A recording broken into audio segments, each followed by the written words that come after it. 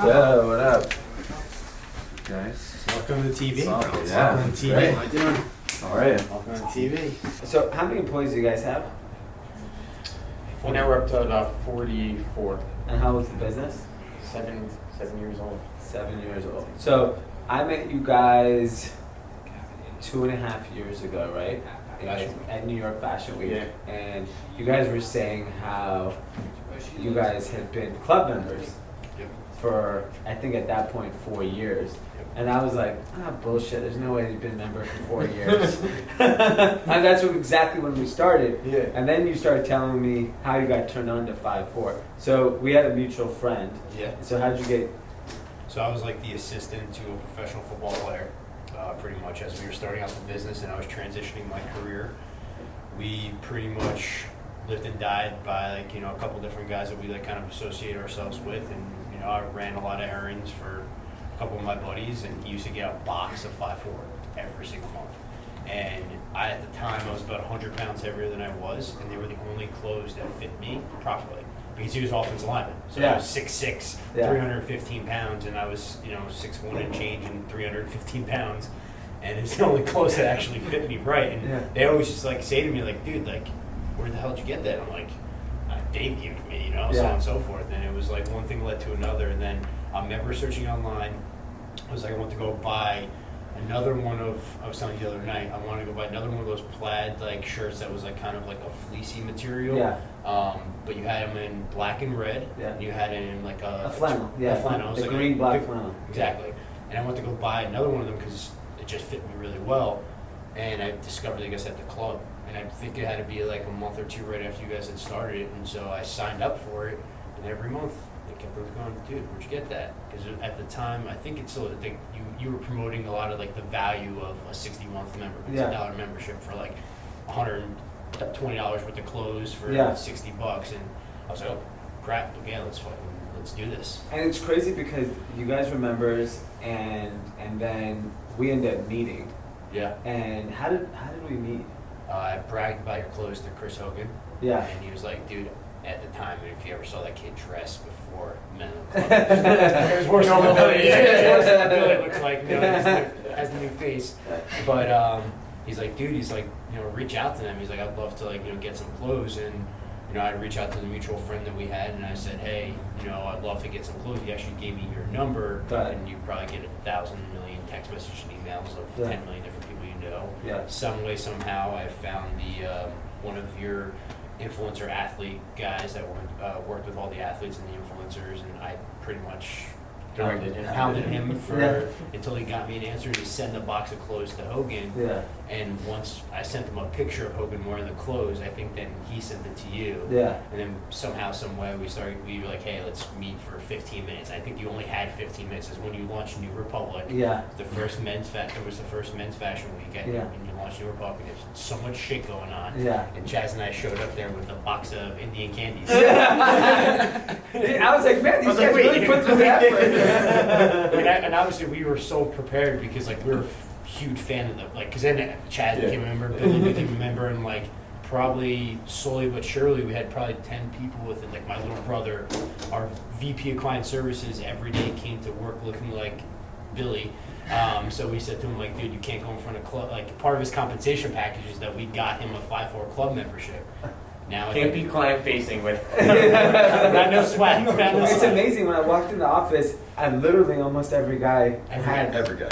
either shoes, clothes, jeans, shirts. It's insane, and for us, it's obviously super gratifying that you guys have supported us. But I think it's really cool that you guys were fans of the brand. Then we launched the club. You guys became members, and now we work together. Yeah. And that's doesn't happen. No. In normal, you can't be fan of,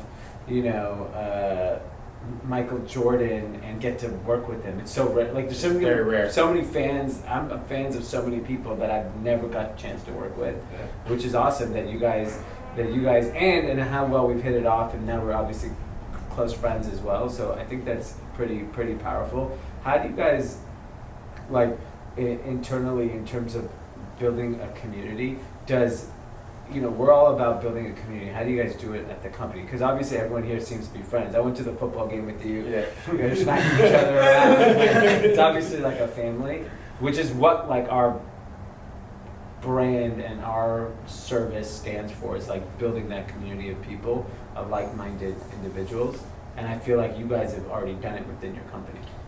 I think it was pretty, you know what, it was pretty easy because we're all friends. Yeah. We started the company, you know, me and Billy went to high school together, me and Tom went to college together, so it's extremely, you know, the business is based off of friendship, and I think that has continued to grow with the employees that we bring on, the people that we bring on into the company.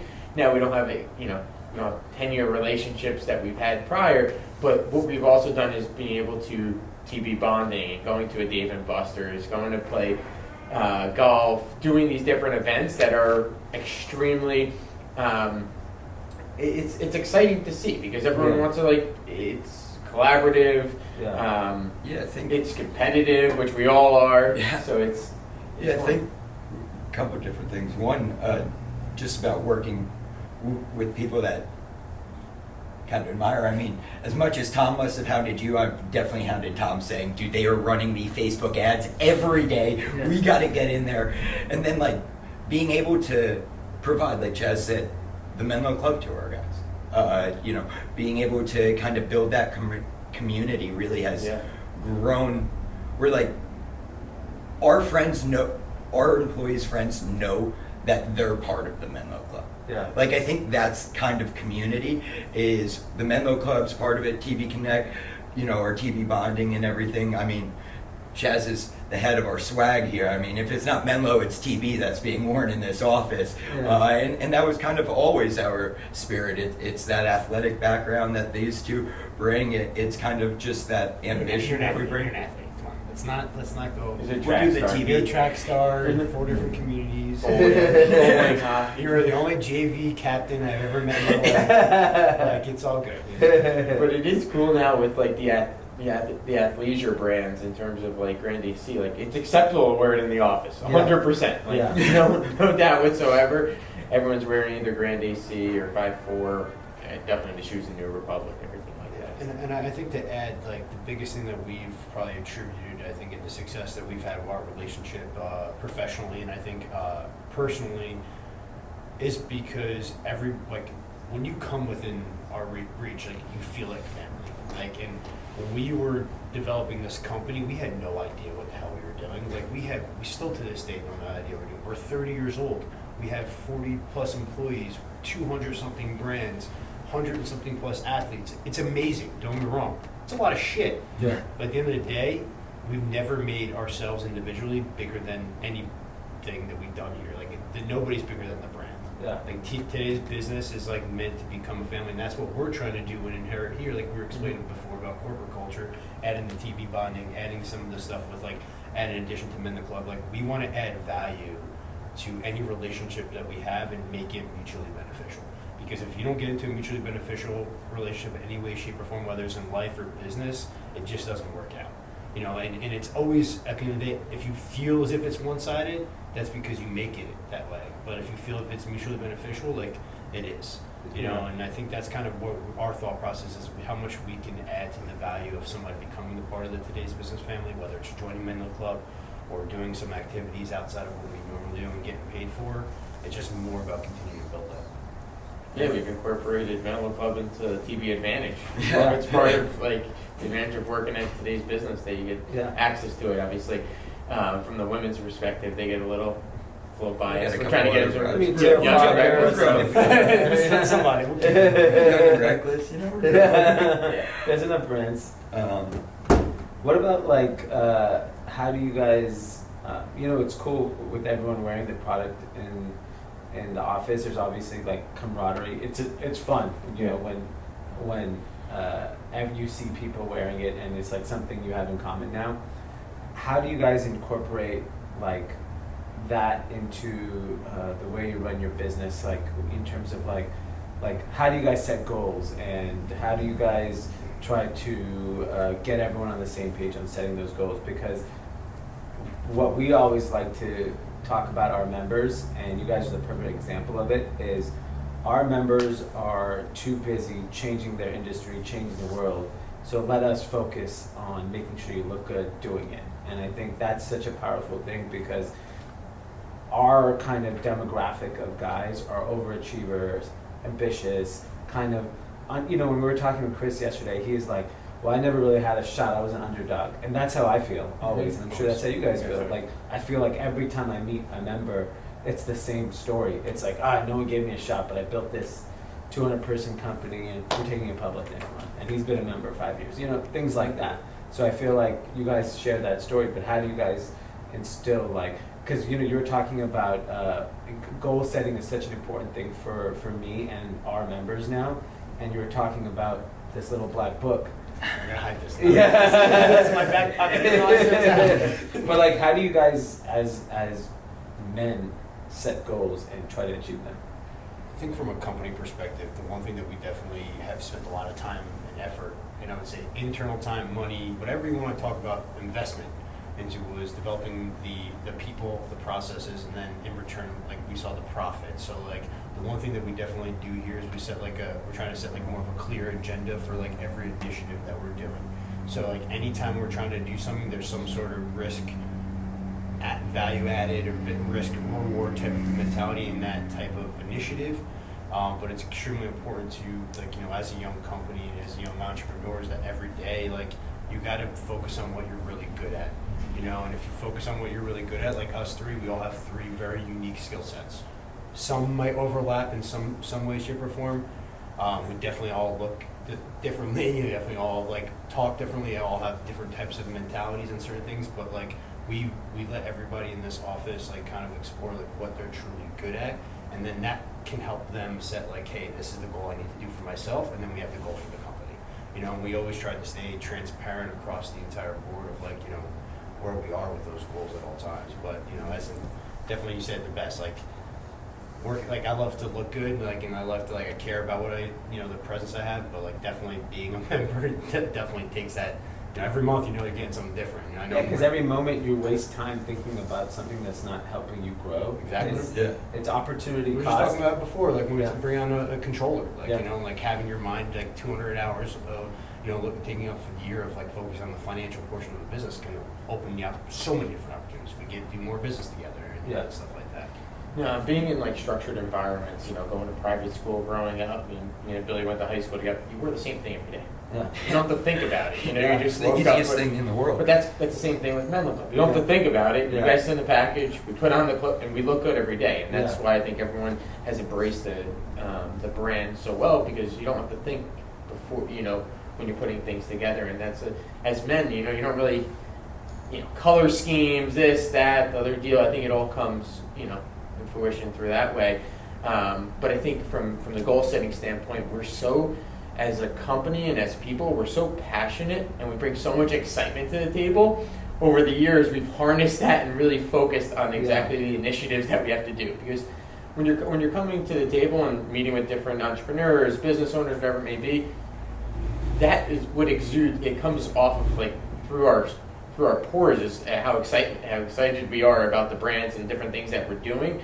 But over the years, we've gotten more focused in terms of how we approach it. And I think one of the biggest things, whether it's personal or professional here, I mean, we have very lofty goals. I have very lofty goals for ourselves, our business.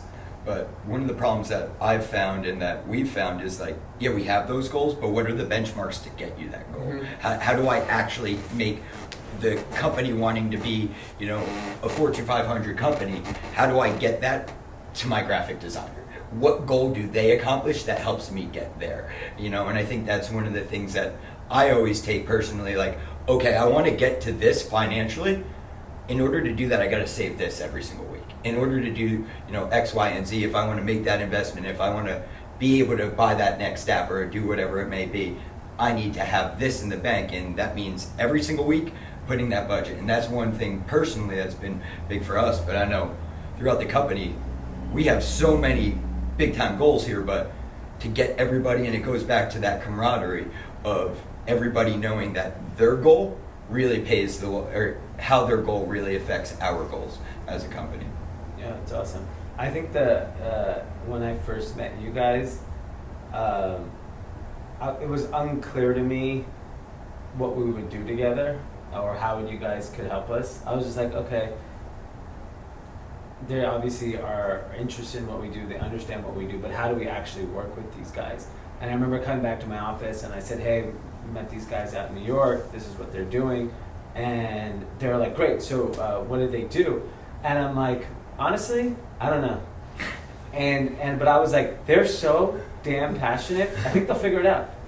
I don't, and that's the honest truth. Like, I'm at a point where I have the luxury of picking people I think, or working with people that I think can overcome whatever lack of knowledge they know about our industry with just passion. Because I mean, I didn't grow up in fashion. I don't know anything. Now I'm considered an expert, but I wasn't before. Yeah. So, but like it all comes down to like when I met you guys, I was like, man. And even though I talked to Zach about it, I'm like, they'll figure it out. Like they love it as much as I do. I know they'll figure it out. I don't have the answer to how they're going to figure it out, but that's what they do, and that's why we work with them. Because I'm confident. Because I've gone and worked with quote unquote experts in different industries and have not gotten results. So to me, it's not about it. In our case, passion overcomes. We're not brain surgeons here. We're not. If that was the case, I'd be like, okay. It's probably before. But at the end of the day, all we're doing here is conveying that message that we think will resonate with a lot of guys with a product that you guys actually love. Mm-hmm. Yeah, I mean, from our point, the first time we went out there, you were like, listen, I'm not sure you guys, every marketing plan you guys give us is going to be the best thing, but I know if it doesn't work, you're going to come in here with 10 more ideas the next time, and one of them's bound to hit. Yeah. Like, from our standpoint, like, we came back to our company and told that is like the motto of what we want out of a client. Like, listen, this world changes, this internet world changes, Facebook ads skyrocketed, Google algorithm changes, this, that, and the other, everything fucking changes. So we have to make sure that our clients are willing to take those roles with us. Yeah. It's a game of chess, it's a long game, this internet thing, and I think kind of that passion that we bring clearly resonated with you, that hey, these guys are ready, like they're going to go with it whatever way it needs to. And also I think it brings about like the entire community that like I can personally we credit you for, is because like you have this huge initiative that obviously we're a part of, about like going out there becoming an influencer, but not like that's the joking part of it. Like, but truly what you're trying to do is like show people like, hey, this is the brand that we have, and I've been there, done it, compared to like anything that's out there on the internet right now is all like fluff. Yeah. I can guarantee you one thing. I wake up every morning at 4:30 in the morning. Yes, you talked about it on your podcast before, but I do that. I've been doing it every day for 7 years, right? Consistency is the key to like everything, but at the same time, I'm not going out and looking for a rah-rah. I'm already motivated to do what I do. Yeah. Like, we look for things now, like you have the luxury of going to work with certain guys. Like you've helped us change our perspective on business in a lot of ways, believe it or not. That helped us probably the last 2.5 years get us to like, we won a bunch of awards, and we're an Inc. 5000 company. Like, great, that's awesome, but like also helped us get to the point like we don't need to work with every client. Yeah. Like we don't need to go out and get every mom pop or every brand to work with us, or every e-com brand. That's a great mentality to have, and it works to a certain extent. We like to work with now opportunities that like people believe in us. Because we're going to give the product that you're getting. We're going to find a way to get it done. That's in our nature. Yeah. And I think we've done we've always tried to find ways in terms of finding ways that we can work with others. And now it's like, well, let's sit back and like the way that people can work with us and how we communicate and how we have that camaraderie with our clients is how success really happens. And it doesn't happen over one idea or two ideas. It's like, hey, I know if these guys continue to come back with different ways to generate revenue for my company, I know that they're going to continuously come back with new ways. And that's like the hardest part, because you don't get those chances. If someone doesn't give you that chance to be able to like fall on your face once or twice, then you're not going to come up with the next big idea. Yeah. And I think that's really important, and you've given that to us. So I mean, if you don't fail during marketing, you're not trying hard enough. Yeah. Like, you're not testing the limits. Yeah. You're not trying anything. Most ideas don't work. Yeah. It's just the reality of what we do. Yeah. But the one thing that does work can change all of our lives. Yes. That's a crazy thing. But I also think that something that's awesome, cool is like that you've created into the brand outside while we're having a conversation here is like, this is the access that people like that are part of the community have. You know, like they have like the minute somebody asks you about anything that we do, and we do a bunch of stuff in multi-channel, from athlete marketing to affiliate marketing to paid search engine optimization, social media. Like you're the first. Like, hey, talk to these guys. You know, like it's just something I think needs to be exploited through everything that you're doing now. And just everything that you're doing with the Run Club. I mean, I walked into the office this morning. I was like, I'm pretty sure I'm going to the Run Club tonight, and they're all like, "Are we gonna have time to meet with D after?" I was like, "That's why he does the Run Club." It's like you have to run 5 miles and then he'll talk to you. But like, yeah, you actually get access to that. And I was like, and it's New York City, this one, and obviously it's normally in LA, which will be a great group of people as well. But I was like, it's New York, so I imagine the people that are going are going to be pretty good people. Like, we're going to have a good talk after, different things like that. So I think that's part of, like, you don't get that with other fashion brands. I mean, they try, but they're not real. It's not really like, hey, no, I can make an introduction that'll change your life. Yeah. And I'm not actually asking you to do anything for me. Just, run. Yeah, run. Support my initiatives, support my company. Yeah. Buy my merch. Exactly. Come to my DJ gigs. Yeah. And then, I guess, lastly, in October, we're challenging all our members to do something out of their comfort zone. So walk out of your comfort zone. What's one thing each of you guys would do that you normally aren't doing today? Vlog. You have vlog every day? Shit. Can I say something about that? Because now that's a vlog. I'll go on Instagram stories every day. Okay. That would be my starting to my vlogging career. Okay. I would be trying to think here, but out of my comfort zone would probably be, putting a lot of my thoughts down on paper in terms of like actually writing a blog. I know the guys have started on putting different things down in terms of like expressing themselves through written text or through speech. I think that's something that's a little bit out of my comfort zone. I'm a very like closed off person. I show different things on social media and stuff like that, but it's all about the business. It's all about growing from that side of things, but getting a little personal in terms of how I feel about certain topics and things like that. I think that would be out of my comfort zone. Me? All right. Sleep in. Yeah, sleep in. 5:30. Please. I have a child now, so it's a little bit different. So it's definitely a different animal. Probably get out of my comfort zone would be to educate myself on more topics that I'm not educated on, because I feel as if like I don't have a spot there. For instance, like group chat has allowed me to open my horizons from like understanding and digesting like my level of politics, right? Like anybody asks me about politics, I always will still be. I'm always going to be in the middle. I'm not always. They always ask how many times we talk about it. I'm not educated enough. Yeah. Maybe understand a little bit more. I'm not educated because I'm uncomfortable with it. Yeah. Because I'm a little scared of it. And in certain ways and in certain angles. So like probably educate myself more on things that are outside of my immediate like circle of like things that I do on a daily basis. Because I'm very like consistent. When you come on with consistency, it's hard to get out of your comfort zone. But I think the good part about being in our positions in companies and being in a small company is that you have no choice but to get out of your comfort zone. Like maybe we didn't want to do a lot of things. We had to rip off the Band-Aid. You have to do those things. So for me to kind of sum up would be probably get more involved in that type of stuff. Awesome. I'll write it down in my black book. Yeah.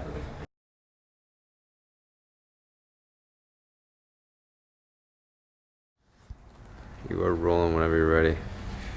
Are we doing it? Is this like the swipe? Is this swipe up here? Yeah. Swipe up! Come on! Let's go!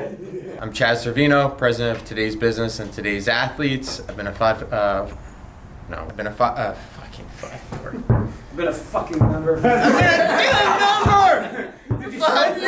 Check out our story. Swipe up. Oh, what's up? I knew that was happening. That's even better. Swipe up and check out our story.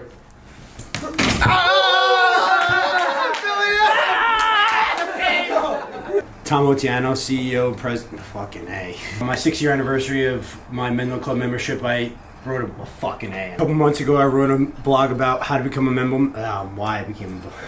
I decided to write a blog on why I became a member. Hi, I'm Billy Ash, the Chief Digital Officer of Today's Business and Today's Athletes, also known as the new face of Menlo Club. Swipe up to see more.